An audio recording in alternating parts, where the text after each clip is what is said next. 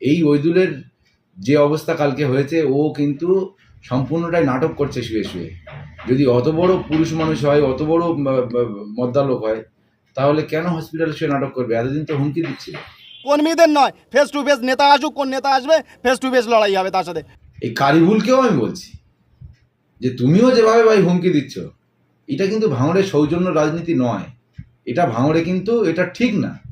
এই নওশাদ সিদ্দিকীর নেতৃত্বে পুরোটাই হচ্ছে, এবং নওশাদ সিদ্দিকীর নেতৃত্বে খুন রাহাজানি ভাঙড়ে শুরু হয়েছে 2021-এর পর থেকে।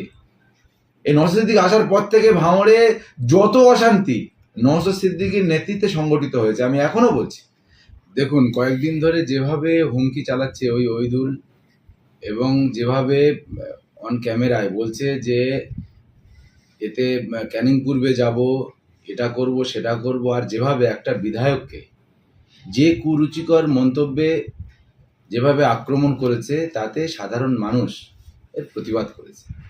শুধু তাই নয়, প্রতিবাদটা অবশ্যই করা উচিত বলে আমি মনে করি, এবং প্রতিরোধ করেছে যে ভাঙড়ের সংস্কৃতি এটা নয়, যেটা নওশাদ সিদ্দিকীর নেতৃত্বে শুরু হয়েছে ভাঙড়ে।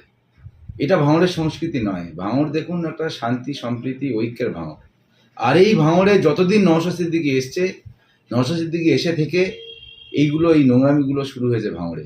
আর এই ওইদুল বলে ছেলেটা যখন তখন যেভাবে যাকে তাকে ধরে আক্রমণ করছে, এবং অন ক্যামেরায় বড় বড় কথা বলছে, বাজে বাজে ভাষায় মন্তব্য করছে, এবং শুধু হুমকিই চালাচ্ছে। তো কত বড় বাপের বেটা হয়েছে যে কালকে ওই যে এতদিন হুমকি দিচ্ছিল, তাহলে কালকে কেন নাটক করছে শুয়ে শুয়ে? আমাদের যে কানাডাঙ্গার 3টে ছেলেকে একা পেয়ে ওরা মারধর করেছে, তারা এখন হসপিটালাইজড। কালকে রাত্রিবেলা প্রাথমিক চিকিৎসা হওয়ার পরে রাত্রিবেলা বাড়িতে গেছিল, কিন্তু গুরুতর অসুস্থ তারা এখন। আবার সকালবেলা তাদেরকে হসপিটালে ভর্তি করা হয়েছে। তো তাদেরকে কেন একা পেয়ে আক্রমণ করলো? ভাঙড়ের সাধারণ মানুষ এটা মেনে নেবে না। আরও যারা 2-1 আছে, আমিও অন ক্যামেরায় বলছি, আরও যারা 2-1 আছে, এই ধরনের নোংরামি, এই ধরনের হুমকি অন ক্যামেরায় বন্ধ করুন, না হলে ভাঙড়ের সাধারণ মানুষ প্রতিবাদ করবে এবং প্রতিরোধ করবে। এই ওইদুলের যে অবস্থা কালকে হয়েছে, ও কিন্তু সম্পূর্ণটাই নাটক করছে শুয়ে শুয়ে। যদি অত বড় পুরুষ মানুষ হয়, অত বড় মদ্দালোক হয়, তাহলে কেন হসপিটালে শুয়ে নাটক করবে? এতদিন তো হুমকি দিচ্ছিল, এই করবে, সেই করবে, হ্যান করবে, ত্যান করবে, বড় বড় কথা বলছিল।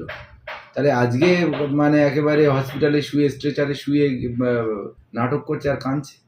তাহলে আপনাদের বিরুদ্ধে অভিযোগ ভিত্তিহীন বলে মনে হচ্ছেন? ভিত্তিহীন তো অবশ্যই। এটা সাধারণ মানুষ প্রতিরোধ করেছে। একটা বিধায়ক সম্বন্ধে, একটা জনপ্রতিনিধি সম্পর্কে, আমি ছেড়ে দিন, শওকত মোল্লা সম্বন্ধে বলেছে ছেড়ে দিন, কিন্তু এই ভাষা কোনো একজন মুসলিমকে দিতে পারে, এটা আমাদের জানা ছিল না। এই ধরনের নোংরামি কিন্তু ভাঙড়ে ছিল না নওশাদ সিদ্দিকী আসার আগে। নওশাদ সিদ্দিকী এসে ভাঙড়ে খুনের রাজনীতি, অশান্ত হয়েছে ভাঙড়, অরাজকতা হয়েছে, ভ্রাতৃত্ব নষ্ট হয়েছে, সৌজন্যতা নষ্ট হয়েছে, সৌজন্যের রাজনীতি নষ্ট হয়েছে। এই নওশাদ সিদ্দিকী এসে থেকে ভাঙড়ের যত সমস্যা ভাঙড়ে কিন্তু হচ্ছে এই নওশাদ সিদ্দিকীর নেতৃত্বে সংগঠিত হয়েছে। আর যারা নওশাদ সিদ্দিকী চেলা চামুন্ডা যারা আছে, এখনো যারা হমকি টমকি দিচ্ছে, হমকানি চমকানি দিচ্ছে, তাদেরকে আমি কিন্তু সতর্ক থাকার বার্তা দিচ্ছি যে আপনারা সতর্ক থাকুন, না হলে যখন তখন যেখানে সেখানে প্রতিরোধ হবে, প্রতিবাদ হবে, আর শুয়ে শুয়ে নাটক করলে হবে না।